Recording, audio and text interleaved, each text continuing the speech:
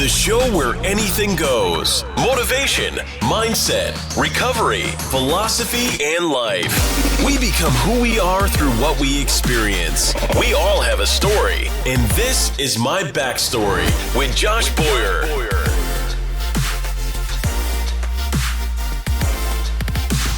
And we're live. Here we go, man. It's the it My is. Backstory podcast. Episode number, I don't even know. I think 23 or 24. I should have probably looked that up before we started, but whatever. We'll wing it. So hey, I'm here with Brett Barry from Shiny Jets Detailing. Is it Shiny Jets Detailing or just Shiny Jets? Shiny Jets. Shiny Jets. Sorry, bud. That's so okay. we're out here at the Montgomery Gibbs Airport in the beautiful city of San Diego. And funny story, little backstory on how I met Brett initially. So I started doing a what's called MoveU. You can find them on Instagram under MoveU_official. And I started doing their program. And so I met the owners, Mike and Andrew. And Mike was like, "Hey, man, do you want to go spearfishing?" And I was like, "Spearfishing? I mean, it sounds fucking cool. Yeah, let's do it." And but inside though, I was like a little bitch about it. Dude. I was so scared. Another backstory, like I drowned when I was a kid, so no heart rate, wasn't breathing, lack of oxygen in my brain, seizures, the whole nine. Kept me in the hospital doing all kinds of tests and studies for about 3 weeks. But so I've always had this fear of like open water, like, oh shit, I'm gonna be in the middle. I mean, it's one thing to be like in the shower or in a pool or whatever, but it's like, dude, I'm going to be in the middle of the Pacific Ocean, with a spear and no oxygen tank or anything. But anyway, that's how I met Brett, because Mike invited me out, and it was on Brett's boat that we went out to the Pacific Ocean to, was it the Sea of Cortez? Where did we go? No, we went to the Coronado Islands down in right, Mexico. Yeah. So we went out there, and it just happened to be pretty stormy, I'd say. I mean, it was probably the worst boat ride I've ever been on. I mean, it was like really, really choppy and stormy and bad. And there was a couple times where Brett was like, should we turn around and like maybe just call it and go another day? And then everyone's like, nah, fuck it, let's go. Yeah. So we go out there. I'm scared shitless. And, I'm watching these two pros just totally kill it. And I'm like being a little girl. But, anyway, I got more comfortable as the day went on. It was freezing cold. Yeah. And so that was kind of like a little uncomfortable, but whatever. And so on the way back, we're, heading back in, and there was a seal, and Brett thought it would be a great idea to let's scare this seal. Let's scare him with our boat. So he does a little like Well, I stuffed the bow into the next wave, into the roller, and it jerked the boat. Yeah, big time, dude. Big and time. launched us both out. Yeah, so we got ejected from the boat, and I think I got a concussion or something, because next thing I knew, like I was like in the water. My ears were kind of ringing. My head was, my bells got rung for sure. And I was like, fuck, how'd I end up here? How'd I end up in the water? It's weird. Mm-hmm. I remember you like going to hit the seal, but like I didn't, it was so fast, dude, that I was like, holy shit. Yeah, I saw the seal, and I just like, I turned towards it. I wasn't going to run it over per se. Like I was just like, oh, dude, these things like steal my fish and like try and rip my fish off the stringer. Like they've become too accustomed because they've been protected for so long. Yeah. And they're starting to kill them up north from here, because they're affecting the salmon runs and stuff like that. They're starting to. But yeah, so I turned, and then the bow just stuffed, and it just turned the boat. Yeah. And launched us. That was gnarly. So gnarly. That was sorry. my yeah, it's all good, dude. That was my introduction to Brett Barry. And I was like, dude, this motherfucker. I was so, I was probably mad. I think I was more mad because I was like, dude, I've done such a good job of like protecting myself and just being like not doing stupid things anymore because all my back surgeries, And I was like, fucking here I am, dude, just trying to enjoy my day. Yeah. The next thing I know, I'm getting tossed from a boat. Dude, that was the gnarliest. I think we stopped like 2 times to turn around. Yeah. I was like, dude, and like actually my T-top cracked that day because it was just so rough. Yeah, for sure. There's no excuse for like what happened, but it is what it is, dude. Yeah, it's water under the bridge, buddy. But yeah, so that was the backstory on how I met Brett. And so now I'm out in San Diego with Brett again, and I want Brett to share his backstory with you guys because I think it's super interesting.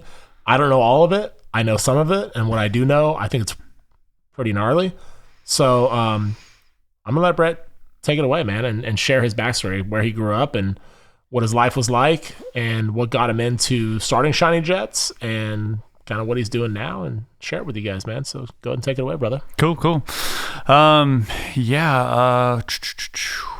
So back in the day, I played water polo in high school, and I learned like those coaches kind of beat us. Like we were doing 2-hour practices before school, 2-hour after. We had hell weeks. Like it was gnarly. It was tough stuff. Like we were one of the top teams, and like a guy on my team like played in the Olympics. Wow. Like we had a good team, and so I learned there what hard work was, like physically, like actually having to go through it instead of just like, oh yeah, that dude's working hard, No, they kicked our butt. We worked hard. Like there were some guys that slacked, but I actually worked hard.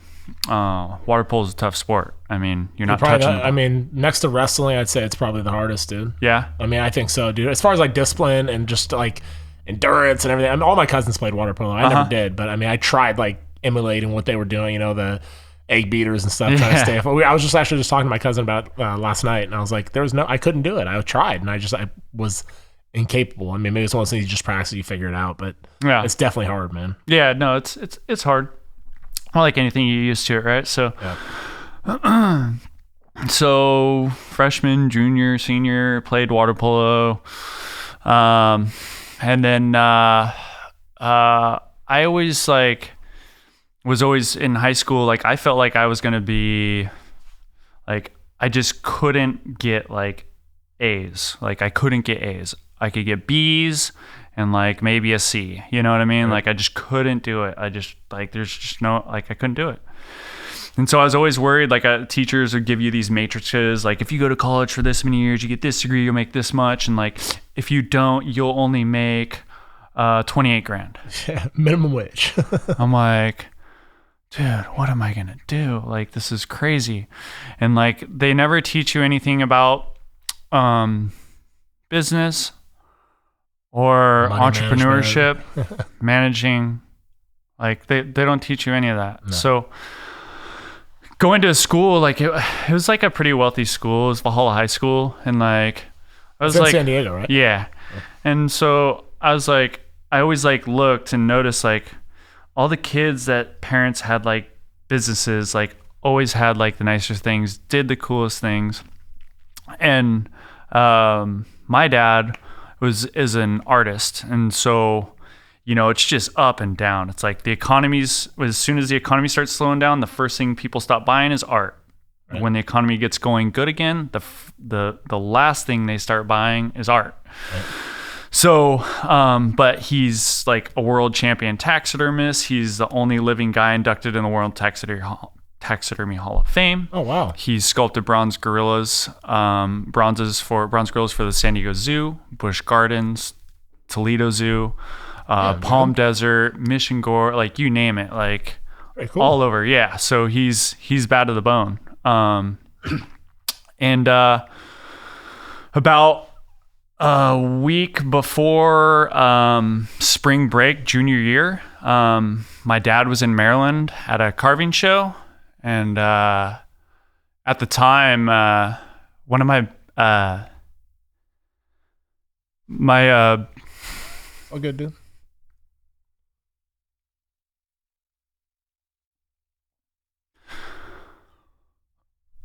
One of my best friends at the time, his mother had called to talk to my mom about a trip we were going on spring break snowboarding. Yeah.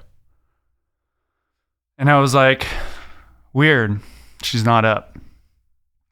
So I grabbed Corda's phone, run upstairs, and hey mom. And don't hear anything, so I walk around to her side of the bed. And she's laying there. And I roll her over, and she's purple. That's fucking heavy, dude. So I'm like Patty, she's dead. She's dead. She's like, what? And I'm like, she's dead. She's cold. She's dead. Like, I run downstairs. I tell my brother. I grab the keys because my grandparents live, my mom's parents live like 12 houses down. Yeah. My aunt lives 15 houses down at the time. And I just hop in the car and like, oh no, actually, I'm sorry, let me rewind. I go downstairs to the office and like call 911, and they're trying to get me to hold on to the phone, stay on the phone, and like I hear my brother screaming, like I don't know where, if he was like upstairs or what, and like I don't know why I did what I did, but like I punched the wall, I hit a stud, I punched the wall again, and I hit another stud, and then I punched the wall again and like finally broke through, and just like I just hung up on 911. And like I feel bad for like leaving my brother in the house. Like I hopped in the car and sped down to my grandparents and like banged on the door. I can't remember if I called them or not. They didn't answer because when I showed up to their house, like they're like my grandma was in her robe and like my grandpa was like whatever. My grandpa reminds me a lot of you. Oh, does he? Yeah, he does. I'll tell you about that later. Yeah. But so he I like my grandma almost fell when I told him. I was like, I gotta go. Like I was banging on the door. They opened the door and not the screen door. It was like a metal screen door. I was like, my mom's dead. My mom's dead. Like I gotta go. Matt's back at the house. And like my grandma almost like collapsed. And like my aunt, it was like a blue baby. Like she could never drive a car, and she just like freaked out. And I was like, crap. Like I didn't mean to do that. Like so I ran home, and like the rest was and so my dad was in Maryland. Yeah. And he didn't have a cell phone back then. It was like 01. And we couldn't get a hold of him until noon that day, and this happened at like 7:30. Yeah. And when he called, I couldn't recognize his voice over the phone.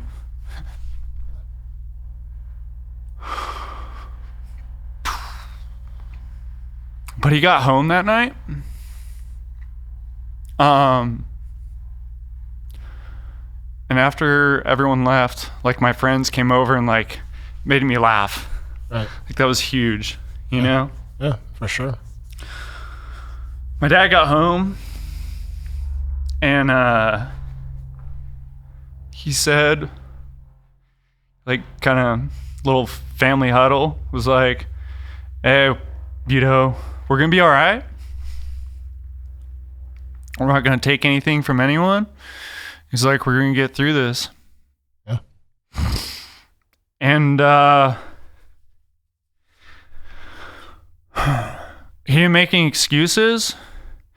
He manned up and handled it, you know? Yeah, for sure. It has to be like an amazing lesson, I guess. Yeah. Like in tragedy, how we handle that as adults for our kids. Yeah. It's huge. Yeah. Because just imagine if it would have been the other way around, you know, if he would have crumbled like you were, you know, like what would that, I mean, what would you do, you know, as a kid, you know? He did crumble, but he held it together. Yeah. You know what I mean? Yeah, for sure. And he tried to keep normalcy for me and my kids, or not me and my kids, me and my brother. Yeah, for sure. Me and my younger brother. So, yeah, he executed that perfectly. Oh. Perfectly. What happened? She had a heart virus in her 20s. And like to this day, like I still can't go see her grave. Like, dude, it's like I'm 35 now. This happened when I was 17, and like I still like like I'm in tears. Yeah, for sure. And And I've never fully asked, but I know she had a heart murmur, and I know that she had a virus when she was like in her late 20s, a heart virus that affected it. And then she was taking Metabolife. Yeah. And it's like, it's hard for me to dig right now into it, but like, it's all good. So, yeah, it's just, yeah. And it's like, I think it's my dad's fanaticalness with artwork and with, what he does to become the best, that like he kind of knew what to do, you know? I don't know if he did. I haven't talked with him about it. Like, me and my dad, like, all we really talk about is hunting and fishing. That's it. Why do you We think just that never, is? I don't know. I'm not sure. Maybe it's too much of a burden or too much of a like emotional drain to bring up some of the stuff, you know what I mean? Uh-huh. Maybe he's not ready, or maybe you're not ready even to bring it up yet. Yeah. You know? Yeah. But that's the thing. I think it's weird, right, with our parents, is that I could look back with like my grandmother, and like you think that they have it all figured out. Uh-huh. They have it. They just they know exactly like what to do, what to say. You know, they have it all sorted. But in reality, then you become an adult and you're like, dude, I'm an adult. What? Yeah. It's kind of a trip, you know? Yeah. I think there would be great healing though. And I think I guess, like, I don't know what there is to talk about. Like, I feel like my dad just kind of like, it's like True Grit, you know what I mean? To like, that kind of explains it, where, I'll rewind for a second what we were talking about before, like sympathy. I've had a hard time with sympathy because I'm like, suck it up, man. Yep. Suck it up. You know what I mean? Yeah.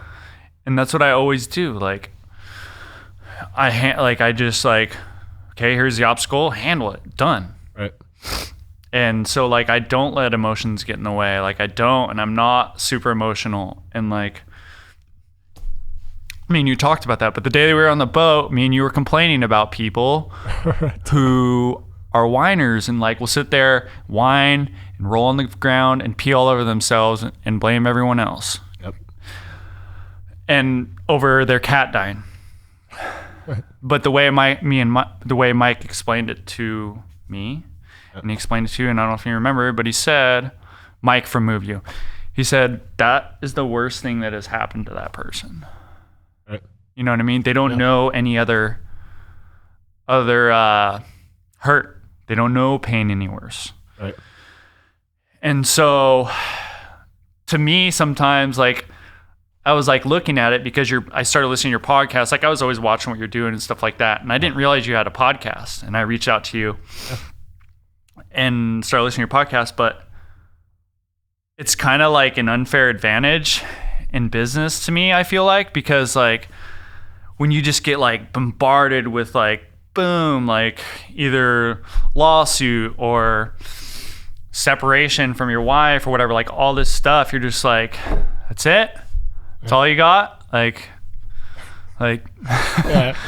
I think I really truly believe in. There was a song, I think it was by POD, I think, and it's like, is that all you got? Hit me with your best shot. Oh yeah. And that keeps playing over and over. You know, it keeps repeating it, and that's kind of what I repeat in my head over and over. You know, where it's like when things get tough. And I feel like I get kicked in the nuts, you know, which I've been kicked in the nuts plenty of times in my life. I just hit me with the best shot. What do you got? I'm gonna keep moving forward, you know. Yeah. And that's and that was a good point that Mike made, and I remember that. And it's funny you brought that up. I had a buddy who brought up a guy I had on the podcast actually said something similar to that everybody's at different stops, you know, like on a train.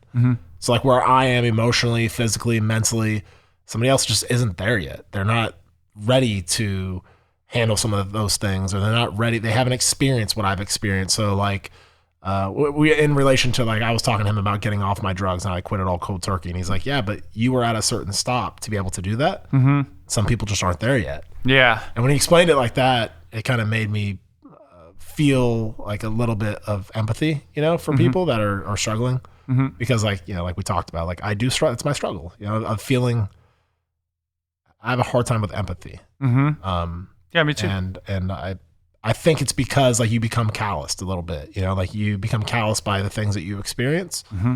And you kind of get stuck in your own silo, stuck in your own, like, where it's like, I'm in this little area, I've experienced all these things, and you put up all these walls that protect you from things, whatever, whether it be mentally, emotionally, spiritually. And so when you see other people struggling, you kind of see yourself in that, and you're like, what are you complaining about? Keep moving. Keep moving, Because they don't know. And like I was talking about that, like, man, even like stuff, just do the tiniest thing to work towards your goal, what you're doing. Like, instead of sitting there moping about something, like get off your butt and like do like the tiniest thing. Like, even if it's like 20 push-ups, just like if you want to do 100, like go do 20 push-ups. And like, even if like you're laying in bed, you're like, dude, I didn't do my 20 push-ups and 20 sit-ups. Like, dude, like just go do them real quick. Like, you're going to feel so much better and accomplished, like laying in bed. Like, you know what I mean? Like, even if it's like 1, 2, like, cause my job, like sometimes we have to work really late just cause of timelines, right. and basically cause my situation right now. Yeah. So, yeah. And like, but see, between me and you, like, not between me and you, but I know that you, like, everything is black and white. Very. And I don't know how to, like, it's so, my principles to build my business were very black and white in how we do things. So, and it breeds a successful environment for my employees, me, and their families. And so why doesn't it transfer over to here with emotions and stuff like that? Or the way you have relationships and stuff like that. So it's just, I don't want to go into too much into detail. I mean, I know a little bit about your story. But if you don't mind sharing, like, kind of how, I'm gonna share. Yeah. How, like, you had a business and you were crushing it out of the park. Yeah.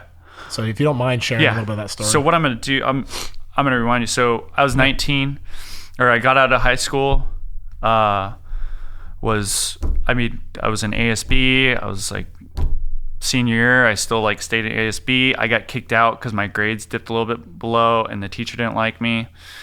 And I stopped caring about grades, to be honest. I finished with a 2.8 GPA, right, which is fine. I had a 3.0 all the way up till my senior year. So I just kind of gave up and had a 2.8. Great. I tried to get some friends to go with me to go to Alaska salmon fishing. They quit. They didn't go. I went to Alaska for 2 months or something like that. Worked on commercial salmon fishing boats, just having fun, catching salmon with gill nets, pulling them in by hand. Gnarly. Super fun though. Good experience. Came back. Had saved a few bucks. I probably would have made more money working in at McDonald's because of the way people weren't keen to Atlantic salmon.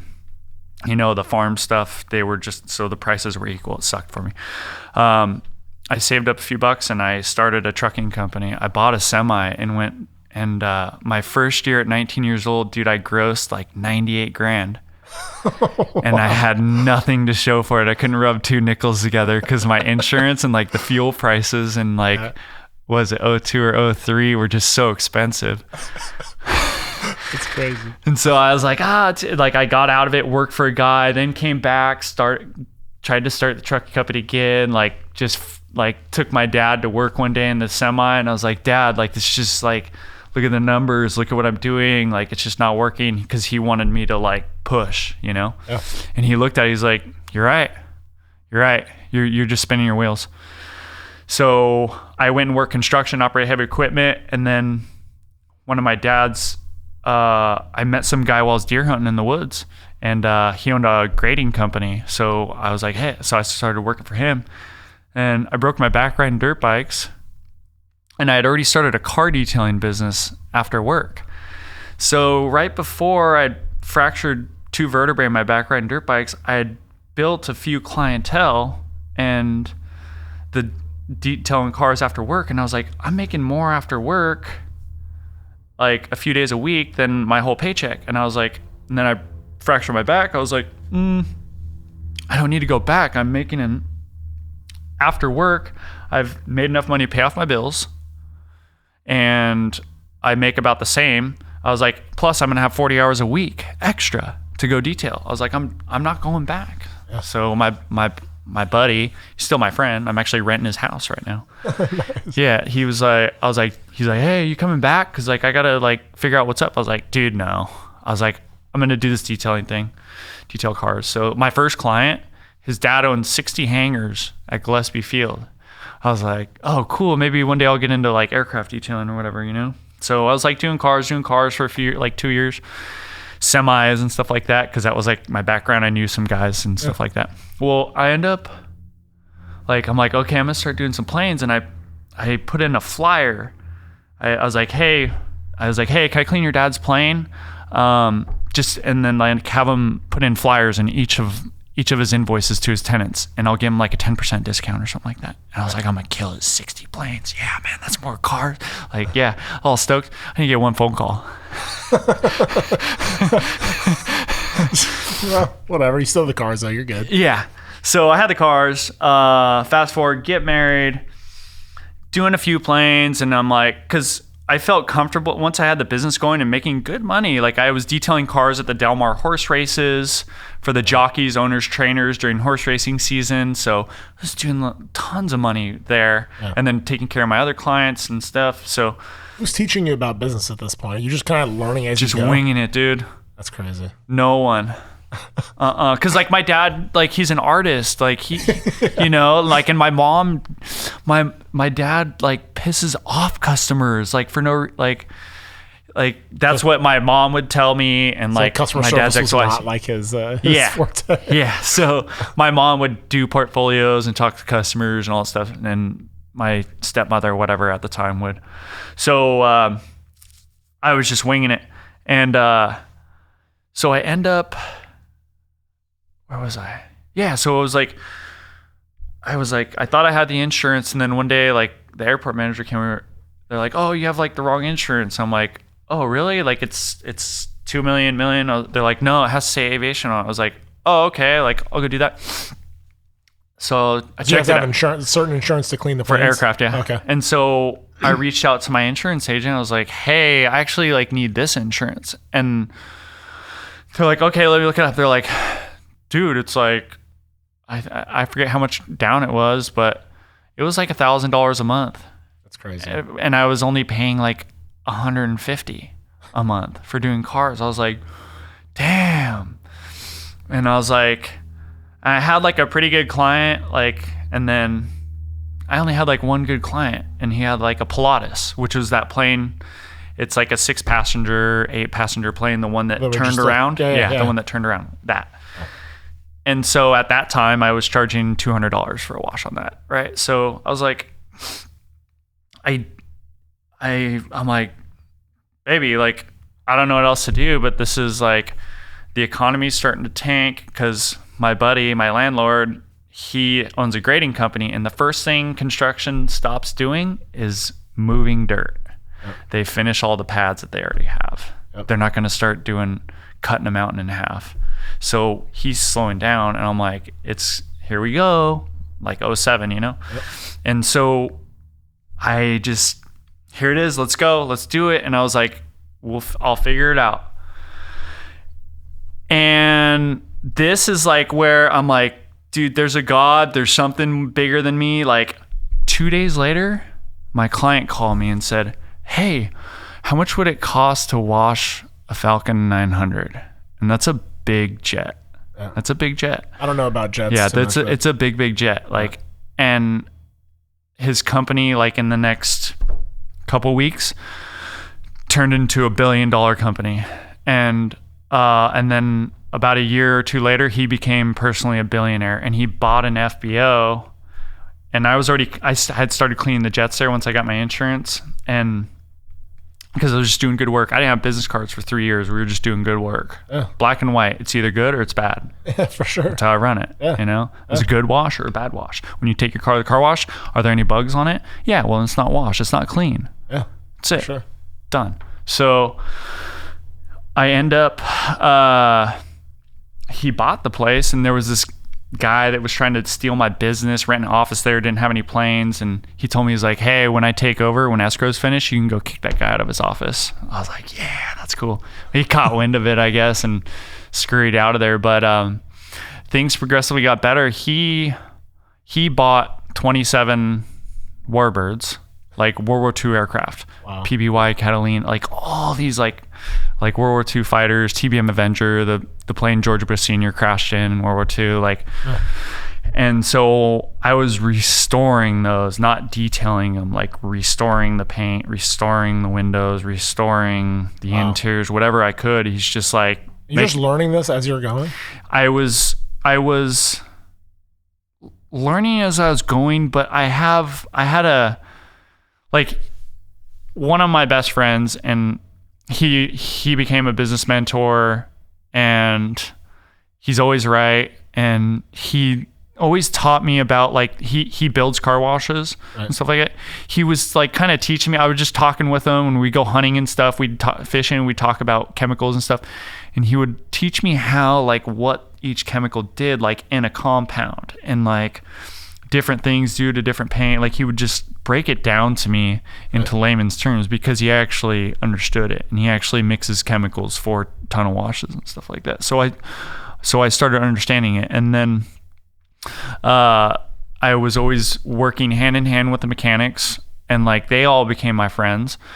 And they would teach me stuff. They would tell me, like, hey, you're not doing this, so do it this way, or this is how it's supposed to be done. And so I just did that, and blew up. Like, dude, you only had a 2.8 GPA, dude. How you doing that? Well, yeah. Well, because see, black and white, the paper in high school told me that like I was only going to make like 32 grand. And like, so were your parents, were they pushing you to go to college? Was it like my mother was very hard. Yeah. So she was big on college, and her parents because too, she didn't. Oh, okay. But my mom owned a salon when we were a kid.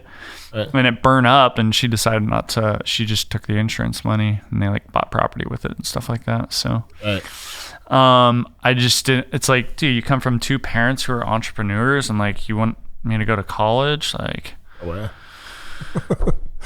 Yeah. So I actually did pay for college out of my pocket for a while. Yeah. I was like, I'm gonna go back and like get something, because I can't detail forever or whatever, you know. And so I did, but I was making more than my professors. Well, see, that was the thing, dude. Is like when I went to college, same thing. Like I was working full time and then going to school full time, and then I would be listening to these professors like telling these kids like, "Oh, dude, when you're done here, you need to go get your master's and go on and do." I'm like, why are you telling them this? Like this is wrong. Like this is, like you're giving them false information.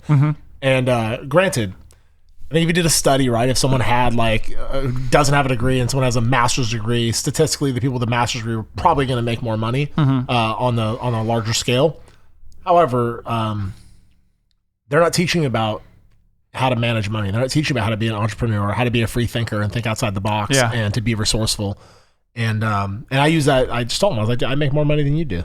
Yeah. And I don't even have a degree yet. You know? And I mean, obviously, like one of the, he was kind of offended by that, but it's like, it's the truth. Yeah. And so you're telling these kids basically, essentially, is to stay in school.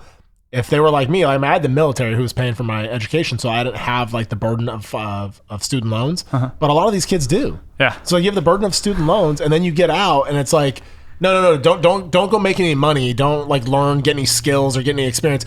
Go and get a mastery and get further into debt. Yeah. So by the time you even get into the workforce, you're behind the eight ball, big time. Huge. Because you have like so much debt that you can never forgive. Like it's like this debt stays there. Bankruptcy doesn't matter. No matter what. Yeah. It stays. Yeah. And so I mean, good thing that you learned that lesson, or that, you know. Yeah, I had to make the choice. I walked out of class like on break. I just like left my books on the desk, and like, because like the day before the teacher told me, she's like, hey, like stay after class, like, and she's like, don't make any jokes. And I was like, look, I was like, I pay your salary actually.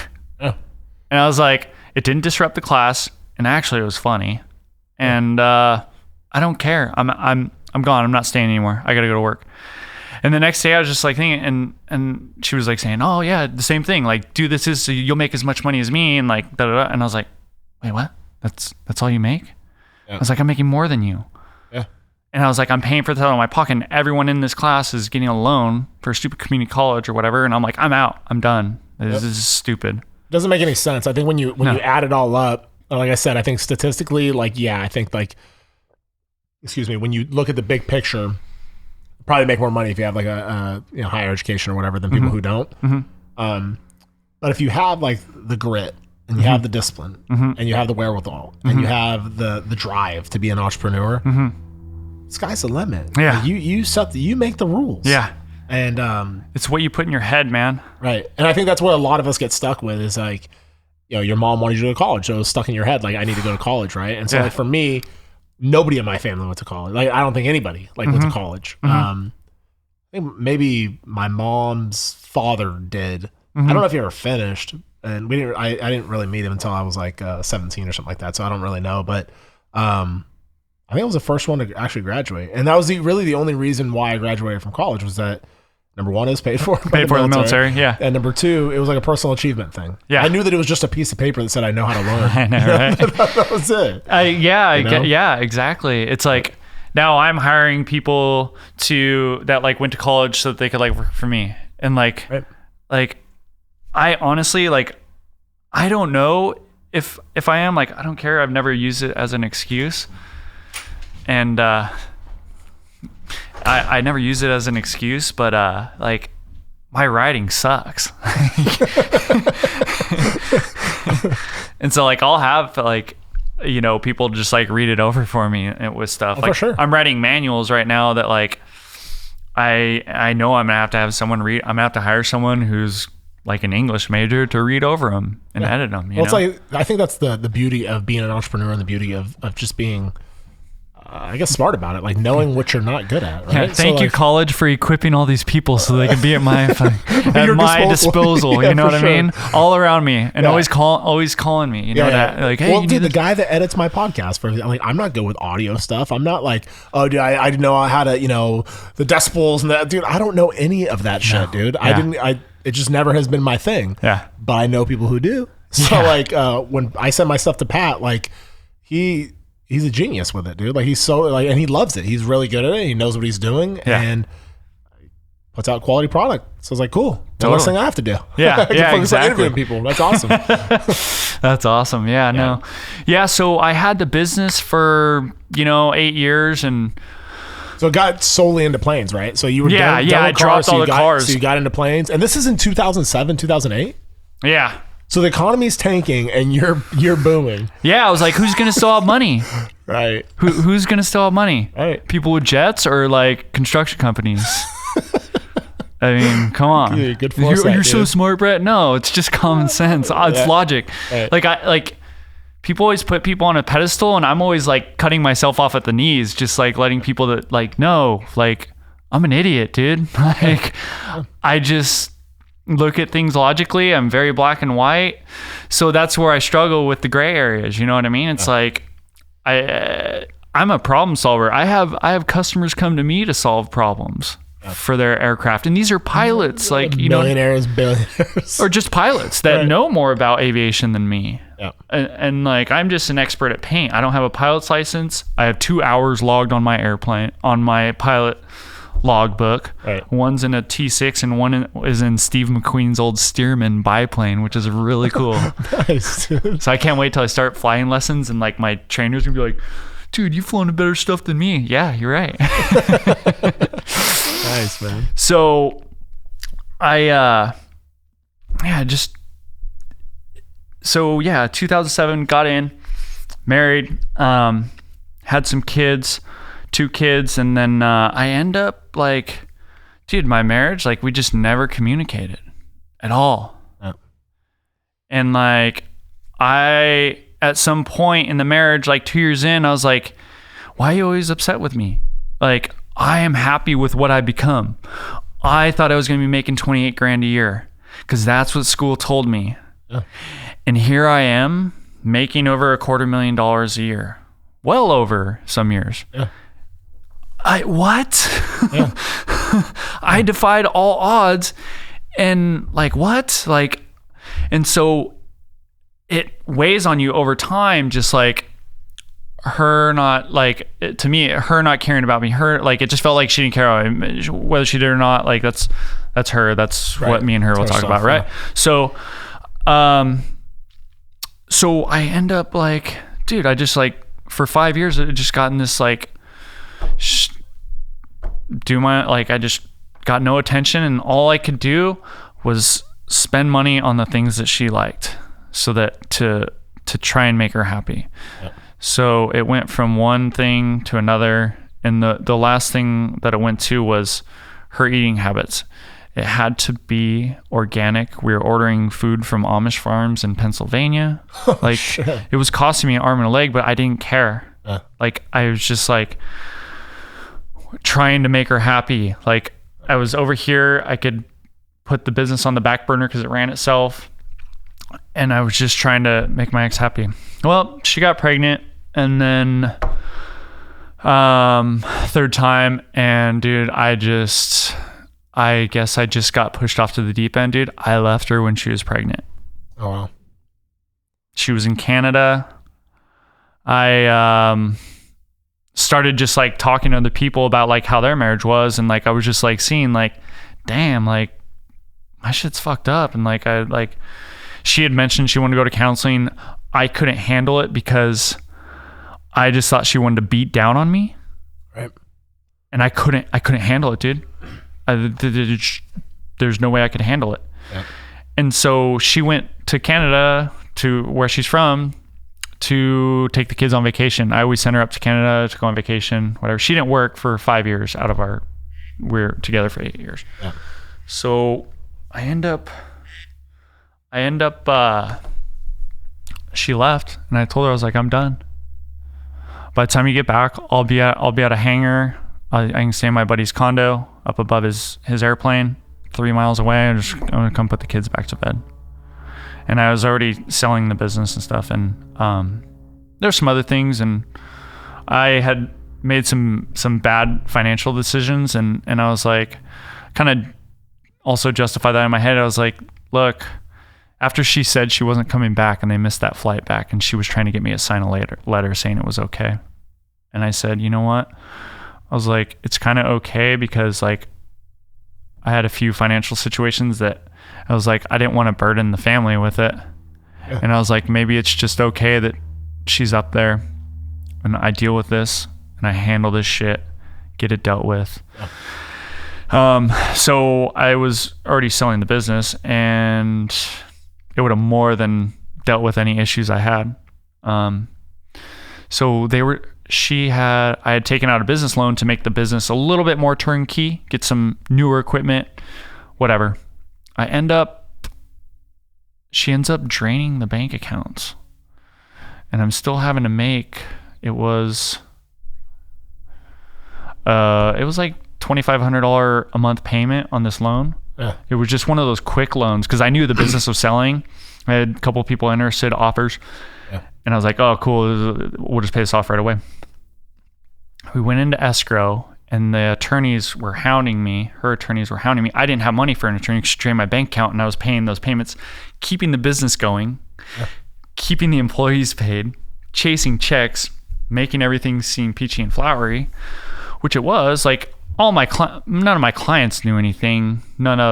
It was between me and my wife. It was like I was just trying to make sure that my employees were paid because of this bad situation that happened. So I did. Everything went through. Well, the company goes into escrow, and they do an ex parte hearing and put a lien on the sale of the business. Oh. And they ran. So the business sold. The biggest check I ever got in my life. I had to take it and give it to my ex-wife's attorney. Well, she's not my ex, but her attorney. Yeah. And like now I don't give a shit. Like it's just money. Just money. Yep. At the time it was like, damn, dude, this sucks. Like I didn't cry about it or anything, but I was like, I was like pissed. I don't really get that mad though about stuff. So, but what happened after that was I had to train the new owners. So I had to train the new owners for a month, and then I didn't have an income anymore. I didn't get any money from the sale of the business. Luckily, for free.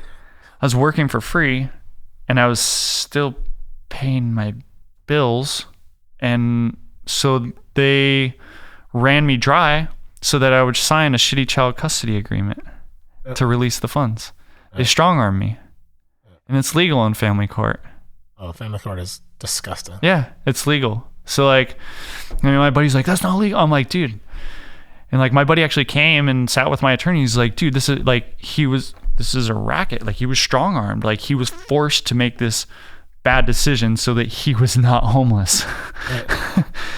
And I actually told her attorney, I emailed her, I was like, you're the most immoral person I've ever met. I was like, this is just a racket. And so they even said like, he's mean, da da da.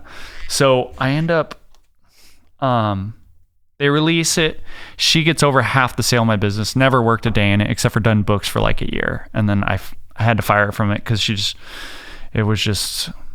dealing with the kids, right? Right. That was her thing. So, yeah. So, and then I had to get an attorney because like they were trying to, I tried to get an attorney and yada, yada. I went through 3 attorneys, man. Yep. And finally, like, dude, she would not talk to me for like 2 years. She wouldn't talk to me because her attorneys were telling her not to. Yep. And the attorneys are a racket, man. Like, that's terrible. I've been down that road. Yeah. And it's not fun. It's most like emotionally, financially draining experience I think anybody could ever go through. Yeah. Because you feel like you're like just a mouse with your tail caught. Like you just can't. You don't have control. You don't have any control, and you can't get anywhere. It's like, dude, like you file paperwork or whatever, and like you want to put your trust in somebody. Like it's like if I need my plane detailed, I go to Brett to detail my plane because I don't know shit about detailing. Yeah. It's the same thing with like attorneys. It's like, I'm not a lawyer. I didn't go to law school. So this is the issue I have. Can you help me? Uh-huh. And then you go to them and you give them your money. And with that, your trust that they're going to do a good job for you. But then you see that like, I mean, maybe it's perception being reality. No, the attorneys are friends.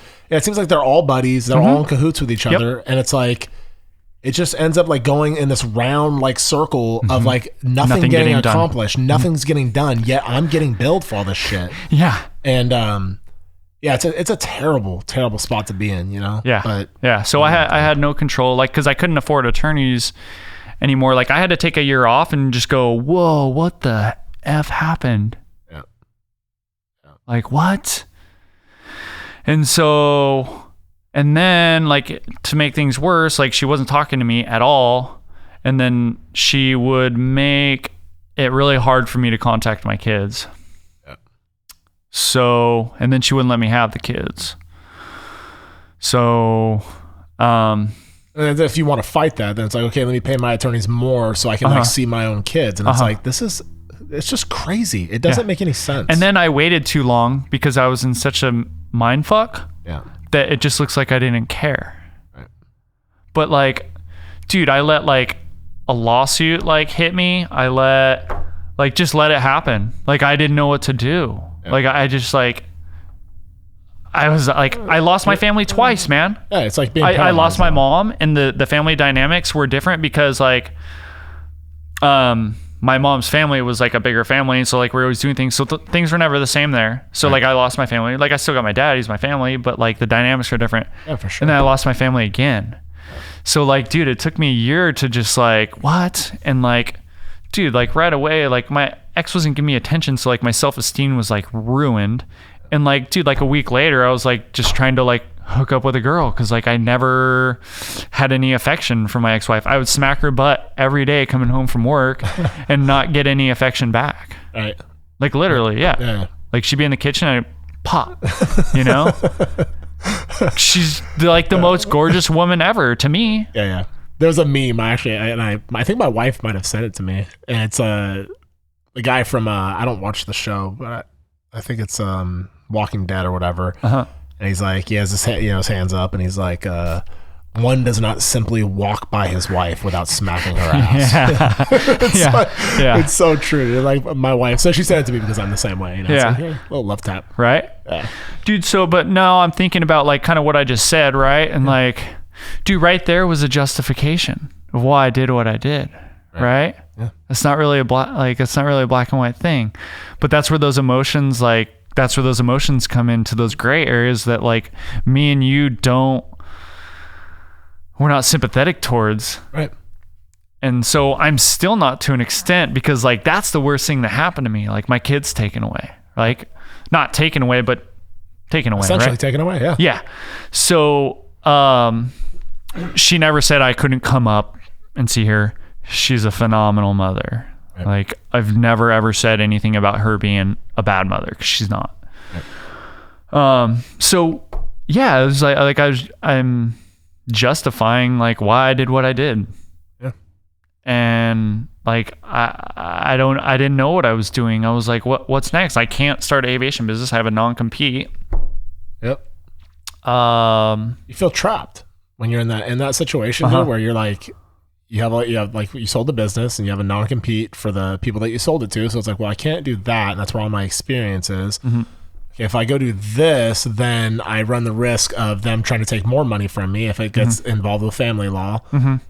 It's a terrible situation to be in. Because it's like analysis paralysis, dude. Like you can analyze it all in your head, and then you analyze it, and then you gotta wait, or you just wait. You just sit there and you're just like, and then you have to wait for everything you analyzed. Right. Yeah. And so that like there was like nothing to do. So it was like, then since she has the kids, and I signed too vague of a child custody agreement that she didn't let me have to do anything. I have 50-50. Right. But it's so vague that she doesn't have to do anything. And the one word that got me was that the children can reside where she's at. And I was like, oh, that just means like they're going to school up there, like, and they'll come down during the summers. Like, no worry, because we got 50-50, right? No. That's what's crazy is that when you sign a stipulation and you think that, again, that these lawyers or whatever have like your best interest at hand, or I didn't have an attorney. That was in some cases you're improper. So it's like you go in by yourself and you think you have an understanding of what's really going down. And then like for me, like I signed a stipulation in family court, and I was improper. I didn't have an attorney. Yeah. And she didn't have an attorney either. We write up the stipulation. I sign it. She signs it. The judge signs it. Yeah. So in my mind, I mean, maybe it's just part of our wiring or whatever. I'm like, oh, if a judge signs it, obviously he looked at this shit. Yeah. So he's saying it's all good. Like he agrees with what we wrote. It's all good. Yeah. And then when you go back to court and they bring that stipulation back in, it doesn't fucking matter. You are responsible. You were sole responsible for what you signed. Even though the judge signed it and you think that it's all dialed in, again, like mine was the same thing. It was missing a sentence. A sentence. Yeah. And because of that sentence, it fucked me, dude. So much. Bad, dude. Bad. But, you know, the lessons to take from that, I think, is, number one, you know, choose the parents of your children wisely. That's number one, for sure. Because, I mean, it's a lifelong commitment, you know? And the other is to never, ever, ever leave any loose ends. Ever. Yeah. You know, no loose ends, and make sure everything is buttoned up to a T. And like at the time when I signed my stipulation, I was at a point in my life where I was, you know, I had a new family and I was working and I was doing my thing, and it was kind of like I was in my own zone doing my own thing. I didn't give as much attention to it as maybe I should have. And then it came back to bite me. Yeah. And but you're still in just a fog. Oh, big time. I was in a fog. Yeah. And I was trying to save money because I knew spending money on attorneys wasn't the answer. Yeah. So how did you get back? Get back? Or how are you getting back? As far as financially, building your business. So I am broke as a joke. right now, which is fine. We're doing good. Things are going good. What happened was the people who bought my business, they ended up folding. They moved away, gone. And I had customers like, hey, like, we don't know where to go. I was like, dude, I'm out. I'm operating heavy equipment. Like, I'm done, you know? And so it was just getting really horrible. I just could not, like, I wasn't getting 40 hours. I was getting good pay, but I just, like, no one caring about you. You know what I mean? Sure. Not how I cared for my guys. Like, cause I take responsibility for my guys. I'm like, dude, he's got a family. He's making a mortgage. Like, I was like, that's how I do it. So I end up, I was like, my buddy told me, he's like, hey man, Mike told me, he's like, dude, he's like, we'll go figure out something you're gonna do. He's like, let's go to Fiji. We'll figure it out. It's a great way to figure it out. A great place to figure it out. Yeah, I'm just like, damn, dude, okay. He's like, you're going. I'm like, okay. So we went, and he's like, dude, you know aviation. He's like, you know aircraft, you know how to detail them. I'm like, you're right. He's like, do it. And so I got home, and I called up one of my old clients, buddy of mine. He's like one of the first people I called when I separated with my wife. I was like, what do I do? He's like, hire the most expensive attorney you can hire. So I went and I looked downtown and I saw the Procopio building, and I was like, okay, right there. I look real expensive. They have their own high rise downtown. Yep. That didn't work out. But because I didn't have the bankroll that he does, right? Right. So I asked him, I was like, hey, can I use some of your planes like after work just to do like some stupid videos? Like, my buddy started a business on Instagram teaching people proper body posture. And I was like, I'm going to do that for jets. I was like, I don't know where it's going to lead me or whatever, but could I just do that? Like, I'll just do like a small service.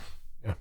And I went to the airport, worked on a plane. I talked to one of my buddies who's a mechanic. He's like, dude, why doesn't he just like, he's got so much stuff. He needs you. And so he talked to my buddy for me. He's like, hey, why don't you just have Brett like detail all your stuff? And I was like, cool. And I was like, hey, why don't you just cover my bills and like I'll clean all your stuff? And he's like, cool. I was like, I don't know where this is gonna lead. I was like, but aviation's been well to me, and like I'm gonna give back for safety, you know, because like there's a lot that's not shared. There's a ton that mechanics don't know about detailing, for one. Yep. There's a ton that aircraft paint shops don't know about detailing, number two. And there's a lot that car detailers don't know about aircraft detailing. They don't have a clue because they're scared. And it's easy. I'm the idiot who can do it. I graduated with a 2.8. couldn't crack in college. Dude, I never read a book in high school except for Huck Finn. That was the only book I read in high school. The rest was Cliff Notes. It was a good book. So here I am, dude. I started in July 2018. Got back from Fiji and like started hitting it, and started doing some stuff. And then January 1 this year, I started Shiny Jets. Like, I was just branding from July till January. I was just branding. I was just using it. So now I got everything all dialed. Shiny Jets. I'm going to get a logo made here pretty quick, and I am picking up some accounts, just what I can handle. I've been turning down a few just because I can't handle it right now. So I don't know where this is all going, but honestly, like what pulled me, like I still have like down days or whatever, or have, not much anymore. But the work was what pulled me out of it. And like, I think when my mom passed away, I went to work like 2 days later. I worked at the golf course. Yeah. And I went to work 2 days later. Like, and I don't know if that's like coping or like trying to like block stuff out, where like alcoholics use that alcohol to like, you know what I mean? Maybe it can be, it's a coping thing. But now I know what it takes to build a business, but I'm doing something completely different. I don't want to go around detail a bunch of planes anymore. Like, I don't know where all this is going to lead me, But I'm getting so much good feedback from everyone that like, dude, we love your videos. Or like these detailers that are stuck in the snow. They're like, when are you going to do another video? I'm like, sorry, man. Like, I know, like I'm trying not to pick up too much customers. I'm trying to pay my bills. I'm trying to pay my kid. I'm trying to send money to my kids. Like, you know, all this stuff, pay a child support and alimony. I was like, so that's just kind of what's holding me up right now is, but that's fine. Like, I know, like, everything is growing.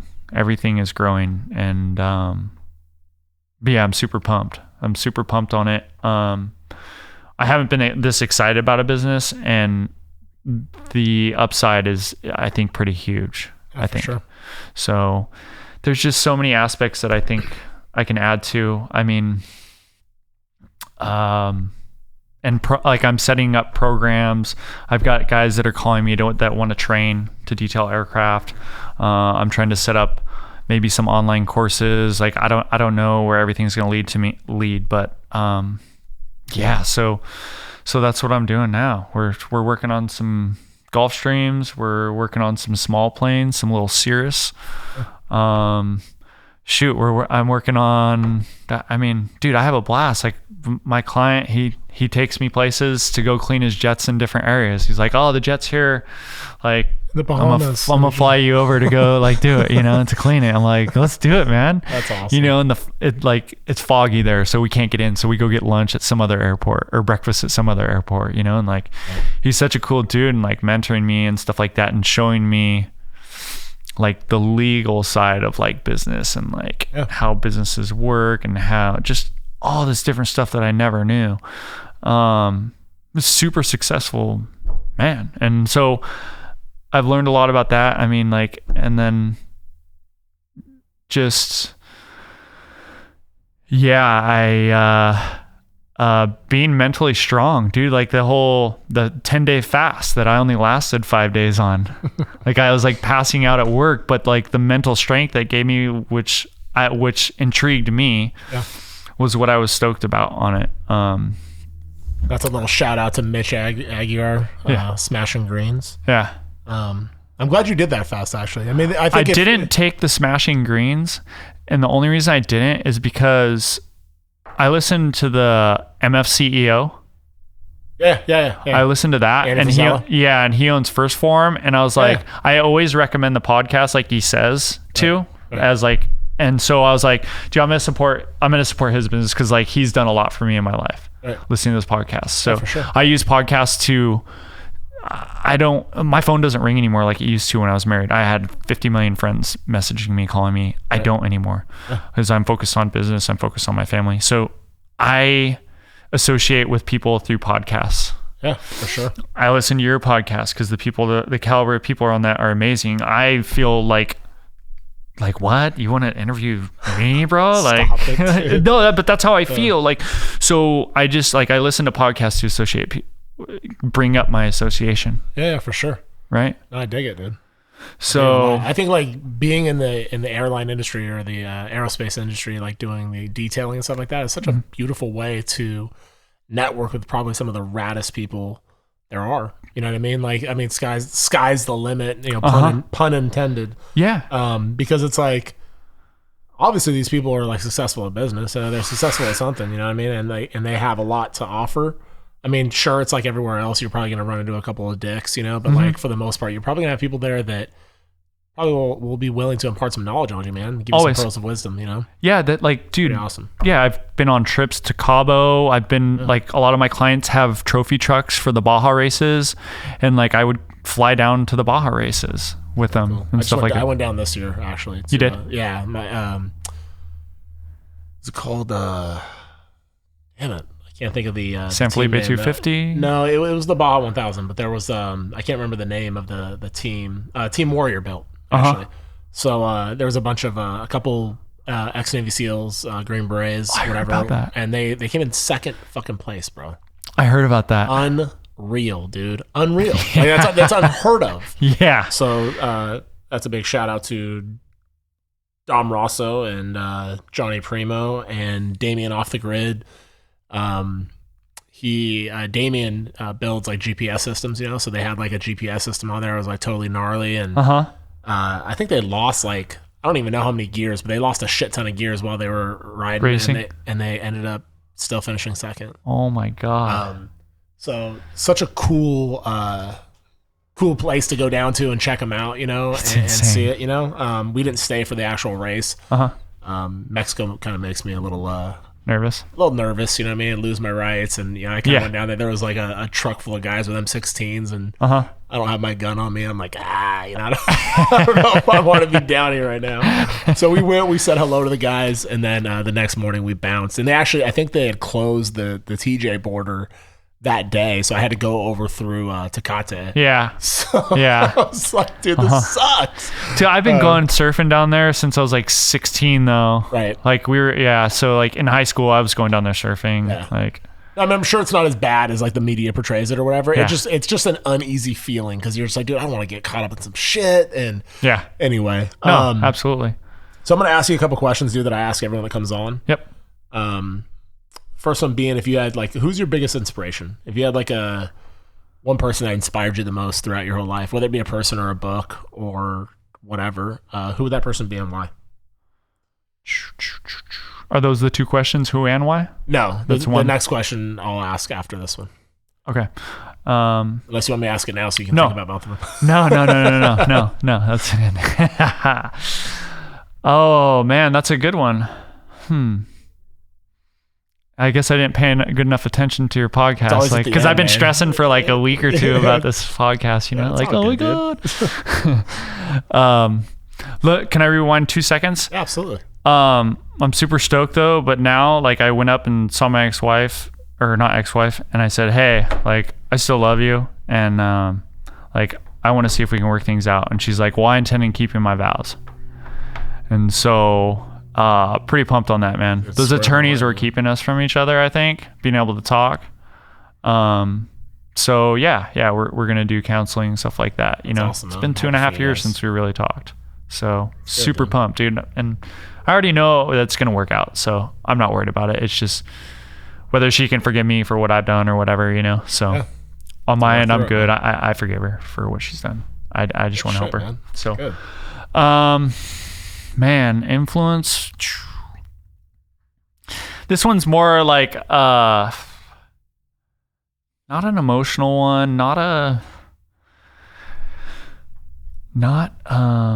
let's see here. I feel like it's kind of, well, I don't know.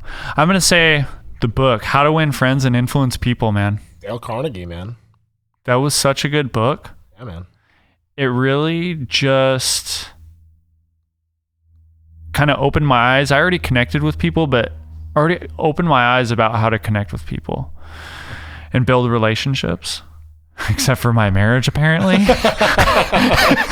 Everything but that. Yeah. Well, maybe you'll go back to that. Yeah, we'll rewind, right? So, it, like, I don't know. I was already popular in school. I never tried. I just but it helped me get better relationships with people, more authentic connections, and stuff like that, and have some, I have some really good friends. Like I've got friends that I don't have to talk to for a year and just call them up and we're good. Like they're just right there. Yep. Like I didn't talk to Mike, and I was like, for a while I was like, dude, what's up, Mike? I was like, I haven't heard from you for a while. I was like, you okay, bro? He's like, quit being such a pussy. I was like, all right, fine. You're right. Mike's great. Yeah. Love that guy. Well, that's a great book, dude. And if you guys haven't read it, I highly recommend it. I've obviously read it because I know who the author is, but great book. It's a good one, for sure. And then, I mean, dude, honestly, like the MFCEO project, that podcast is so bad to the bone, dude, just for getting your head right and understanding what it's going to take to build a business, because a lot of people aren't going to do what it takes. I have a jet that needs to be shown tomorrow to a buyer, and so I think I'll probably be up till 1 a.m, and I'm gonna just crash on a couch at the airport, because I'm gonna be too tired to drive home. For sure. So it's just is what it is. You gotta do what you gotta do.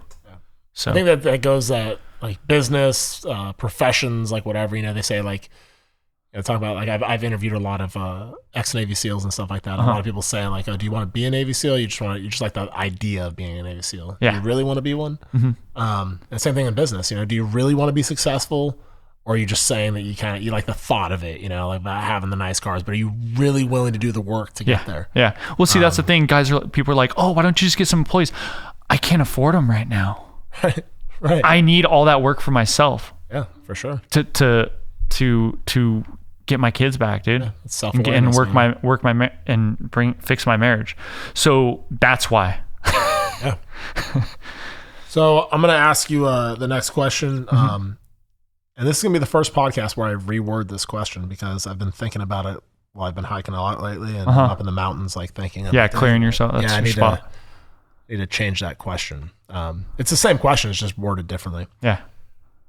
So if you had one lesson that you can impart on somebody, whether it be a lesson that you learned while you were growing up or a lesson you learned in business, a lesson that you learned just through life, man. If you had one lesson that you can impart on your son, that you can impart on your friends or somebody that's young, that's coming up, what would that lesson be and why?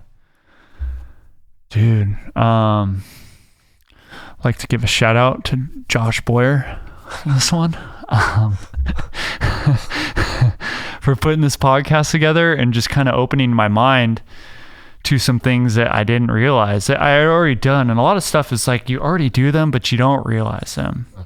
And we had talked about this, man. It's like when you're down, like these guys that come on your podcast, like they just made me think about a lot of different things. And that's what a lot of these podcasts do. And it's like part of the reason I took this situation too, to better myself, is so that I can listen to podcasts and get myself right, because the work for me now to detail a jet is mindless. Yeah. It's mindless. Like I don't have to think. So I can spend 12 hours buffing out a jet and listen to podcasting, just dump the smartest, richest, most wisdom, people with the most wisdom right in my noggin. Right. And so your podcast made me kind of realize, like, in that book, what was that one book that I just read? How to Win Friends and the other one that we were talking about. How to Not Give a Fuck. Oh yeah, The Art of Not Giving a Fuck. The Art of Not Giving a Fuck. Yeah. And part of that made me realize, like, when you're down about something, get up and do something that's working towards your future, your goal. Yeah. So the other day, I have 200 panels painted with aircraft paint, 200 aluminum panels painted with aircraft paint that I'm doing testing for aircraft paint to see how it degrades, right, and when, how fast, how many hours the plane has flown or whatever. So I have some methods for doing that, testing it. And I haven't done anything in a few weeks. Your podcast made me like, dude, I forgot. This is why, like, I'm down a little bit right now. I just did one panel for acrylic window. One panel. Took me 15 minutes.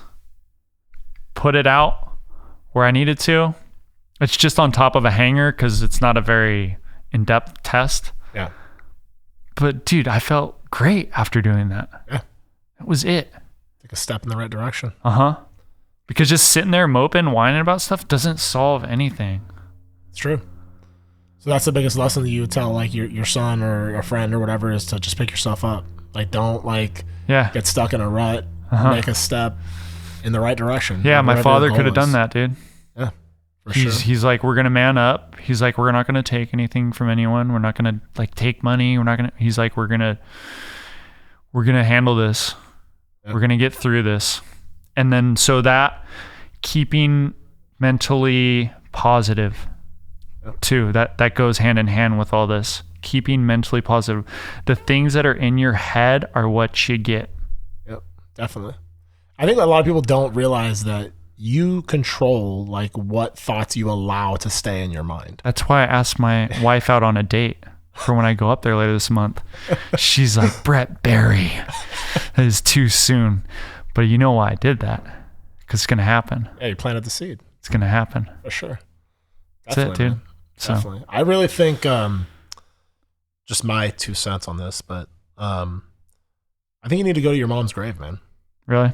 Yeah, I do. And I think there's healing in that. And it's funny that you brought that up because my cousin and I just had this conversation the other day.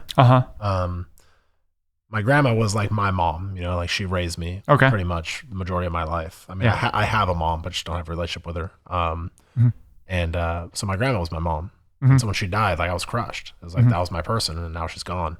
And there was a decision made to have her cremated. I think she had bought like something Neptune or whatever, something you pay for. And there's days where I'm like, fuck man, I wish I want to talk to her. And she's not there for me to talk to and share kind of what I got going on and whatever. And so having a place to go, I was talking to my cousin. I said, I wish I had a place to go where I can talk to my grandma and just unload a little bit. And yeah, granted, she's not going to talk back, but it's going to make me feel better inside and feel whole inside that I have somewhere to go to just speak to her freely. And I think you going and talking to your mom is going to open you up emotionally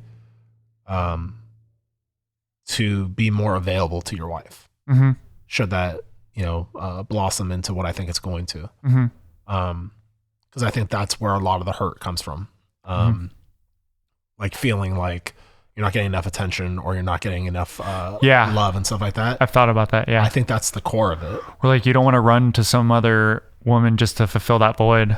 Right. You know what I mean? Yeah. And like I'm mindful of that. Like I know that like could be an issue. Yep. And like relying on people for your happiness, right? Definitely. Like I'm stoked on me. I'm stoked on what I got going, and maybe that's because of like what we've talked about. Like I'm moving forward. I'm pushing. Yep. And the feedback's good. Yep. But there's still that. Yeah, for sure. It's always going to be in the back, and it's going to be playing in the background. And that's God bless my wife, man. When my grandma died, I didn't even really cry, man. I kind of was like, we were going through the will and like kind of like doing all the business stuff. And it was like, I was busy, I was like, I don't want to cry baby bullshit around here. Like I got things to do. And, I was crumbling inside and I wasn't admitting it. I was just kind of like, whatever, it's fine. I didn't realize the depth of that loss, like how big it was for me. And then, we were laying there, in bed one night and my wife said, I feel sorry for you. I was like, what do you mean you feel sorry for me? She was like, you lost your person, and that's heavy for anybody. It's a heavy burden to bear. And I know you're crumbling inside. But she lost her dad, so she knows exactly what I was going through. And I lost it, dude. I unloaded, for sure. Yeah. Emotionally. And I needed that release, dude. I think it's healthy. I think it's one of those things that when you hold on to that baggage, you may not admit it, but it's affecting your daily life. Yeah.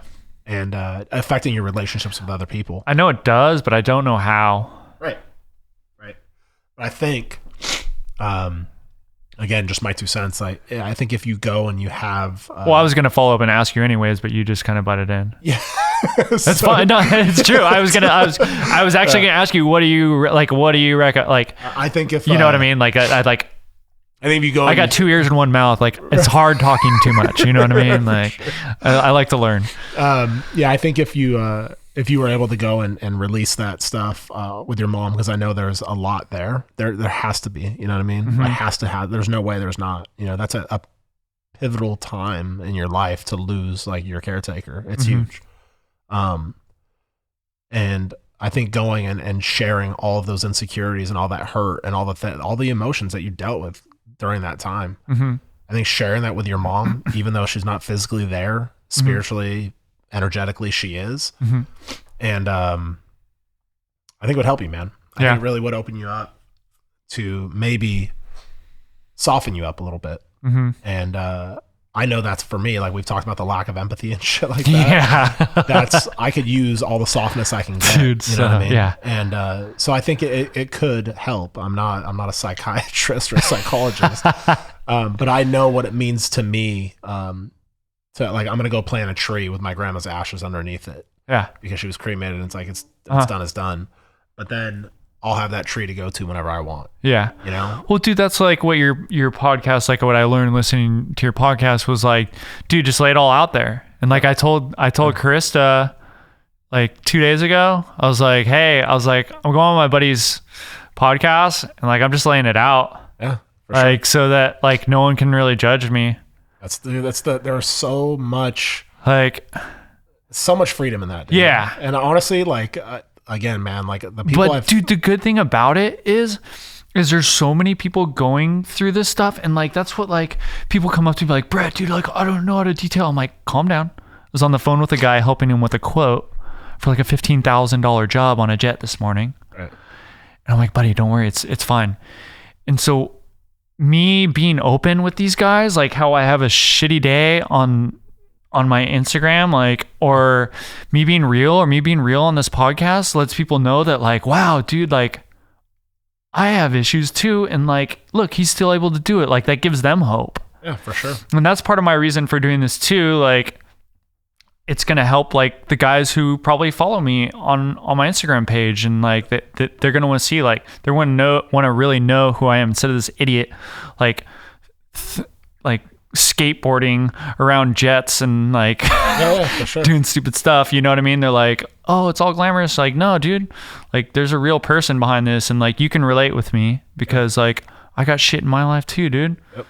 I think that makes you more, I know like, I know we've talked about Mike. When Mike opened up, I went to that Ascension Leadership deal. Yeah, he told me about that. Yeah, and then he opened up about some like personal things on one of his like Facebook lives or whatever.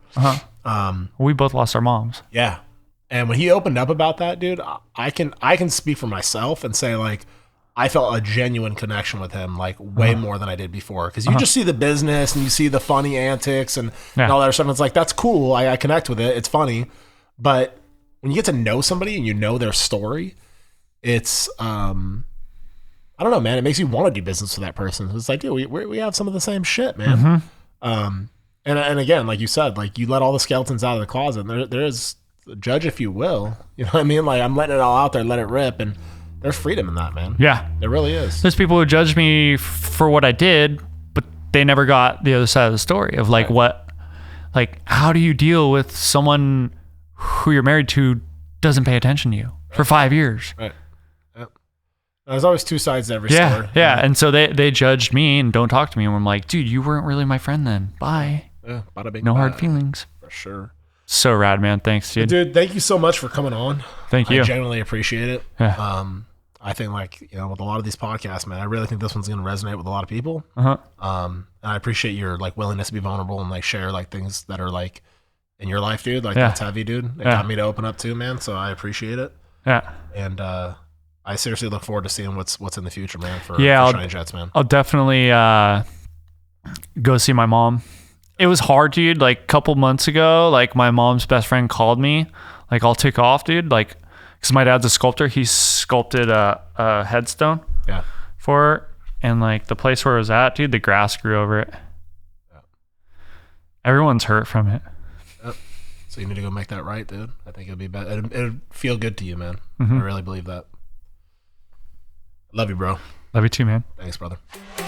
Thank you for listening to My Backstory. Stay motivated and stay connected off the show. Follow at my_backstory_ to be a part of the journey to recovery and to see where your story goes. Or visit us online at hereismybackstory.com.